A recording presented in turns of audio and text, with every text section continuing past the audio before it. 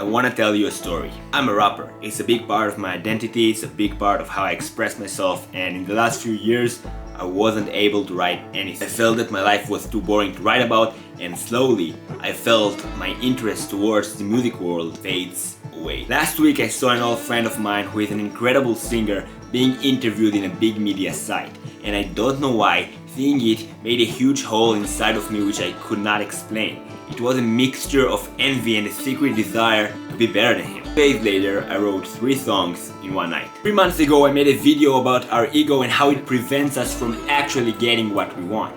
As I grow, I start understanding that nothing is inherently good or bad.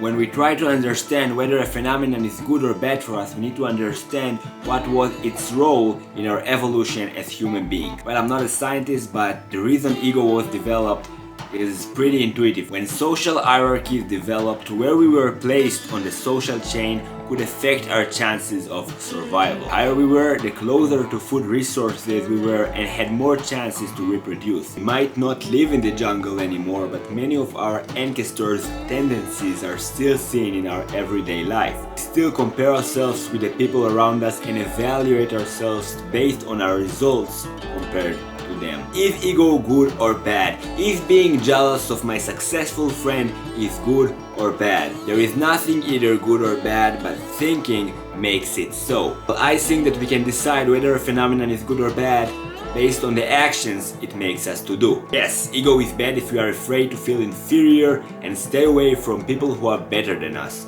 Yes, ego is bad if it makes us obsessed about our Instagram feed all day long. But what if your ego makes you go out of your comfort zone and actually want to be as successful as your friend? I would not have written a single line if I haven't seen my friend's success. Many of the successful people we know got their energy and desire from the ignorance of their ego. Michael Jordan, Steve Jobs, and almost everyone who accomplished things in life had something to prove, some made-up narrative that helped them fool themselves to actually get the work done. I had a period in my life where I tried to be perfect. I've read the book The Power of Now, decided to stay away of my ego, control every single thought I had, and try to perfect my human fuck-ups. I ended up feeling dumb. The world is not built that way. We are not built that way. We developed as we developed for a reason. There is a reason we compare ourselves to others, and there is a reason for having a gigantic, stupid ego. Like everything in life, balance is the key. It's all about maneuvering the ego, exploiting its energy resources before it becomes toxic, before we get swollen inside our stupid narrative, before it controls us. That's why choosing wisely the people around you is so important. As human beings, we are lazy and need something to push us towards where we want to be. Having passionate and hardworking people around you will push you to actually get up and do something with your life because of the internal fear we all have of being left behind.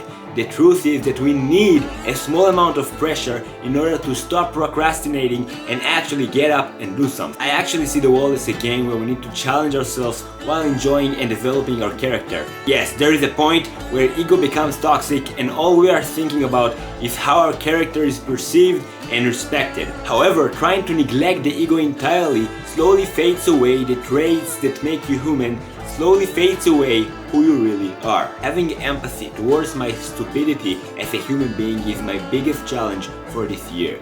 Accepting my fuck-ups while trying to improve. That's the secret. Understanding that I won't be perfect, but still trying to be better.